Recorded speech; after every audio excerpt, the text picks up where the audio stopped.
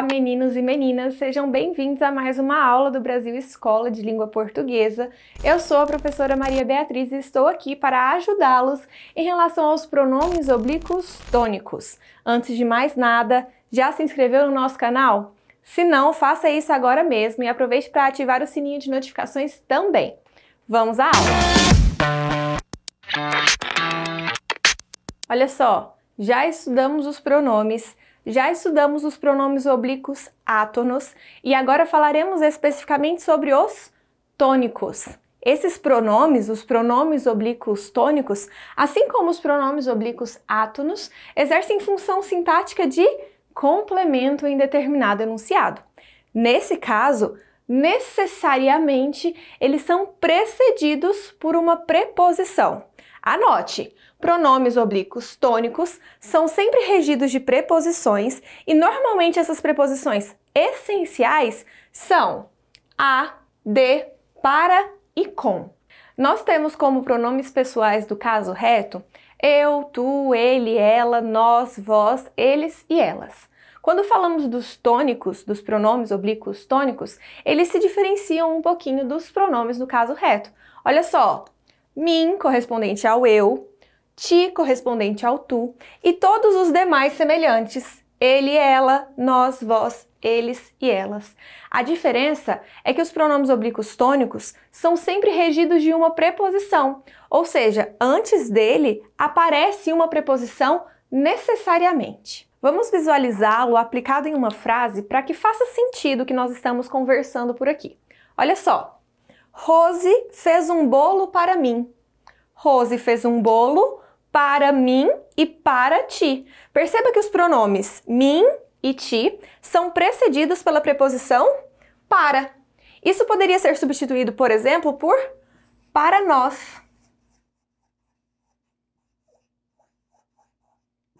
Se eu disser Rose fez um bolo para nós, ela fez um bolo para mim, para ti, e o pronome permanece sendo nós, mas na sua forma oblíqua tônica, precedido por uma preposição. Aluno, mas muito cuidado, porque neste caso, mim, ti e nós não é sujeito de algum verbo, de alguma ação. Quando ele se mostra um sujeito, ou seja, quando a preposição, na verdade, inicia uma oração e não se finaliza após o pronome oblíquo, eu não posso usar o pronome oblíquo tônico. Nesse caso, seria um pronome do caso reto. Olha só este exemplo. Rose fez um bolo para eu experimentar. Nesse caso, não seria correto para mim experimentar, porque mim é somente um pronome oblíquo tônico e ele não pode exercer função de sujeito na oração. Viu só, gente? Mim não é sujeito de nada. Mim, nesse caso, é só um complemento onde se finaliza a frase. Mais uma situação especial em relação aos pronomes oblíquos tônicos se dá em relação à preposição com. Quando ela é regida, ou melhor, quando ela está atrás do pronome oblíquo tônico, normalmente a sua forma se modifica.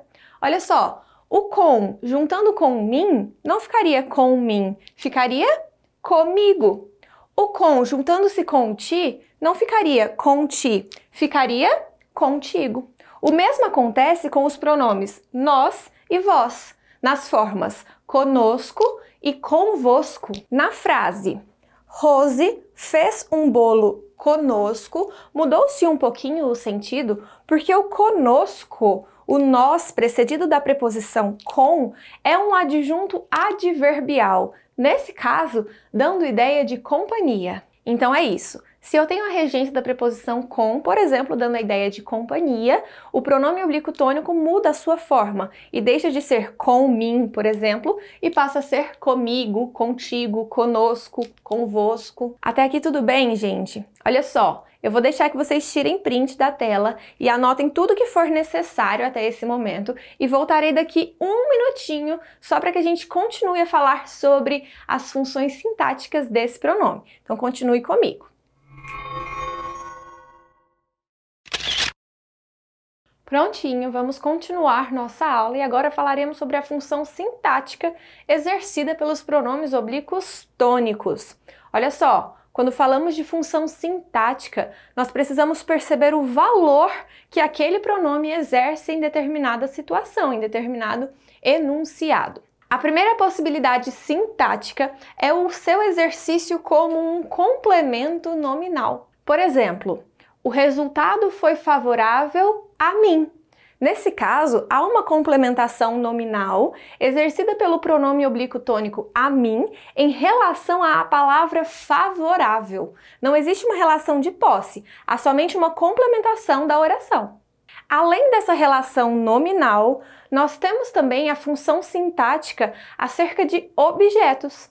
O objeto indireto pode ser representado por um pronome oblíquo tônico. Olha só o exemplo. Devolveu a ele o livro emprestado. Eu tenho que o verbo devolver é bitransitivo. Então ele cobra um objeto direto, que é o livro emprestado, e um complemento indireto, que é o nosso objeto indireto marcado pelo pronome oblíquo tônico, a ele. Perceba a preposição antes do ele, denotando um pronome tônico nesse caso. Mas olha só, nós não podemos nos limitar à regra de que todo complemento precedido por preposição é objeto indireto em relação a verbos transitivos. Existem situações em que os pronomes oblíquos tônicos podem exercer função de objeto direto. Já ouviu falar sobre objeto direto preposicionado? É justamente essa situação, quando eu pretendo dar ênfase ou evitar algum tipo de ambiguidade. Enfim, quando esse a mim, a ti, a ele está ligado, na verdade, a um verbo transitivo direto. Por exemplo, é a ti que eu amo verdadeiramente. Embora amar seja verbo transitivo direto e precise de um objeto direto, esse nosso objeto direto é um pronome oblíquo tônico e nós sabemos que todo pronome oblíquo tônico é precedido de preposição. Então, nesse caso, o a ti refere-se ao verbo amar, mesmo havendo uma transitividade direta, e ele exerce sua função de objeto direto. Aluno, você se lembra da nossa aula de voz passiva? Olha ela aparecendo aqui de novo. Nós temos que agentes da passiva são representados muitas vezes por pronomes oblíquos tônicos. Por exemplo, o mistério foi desvendado por mim. Olha a locução ali, foi desvendado, indiciando a voz passiva. O por mim, nesse caso, exerce a sua função sintática de agente da passiva.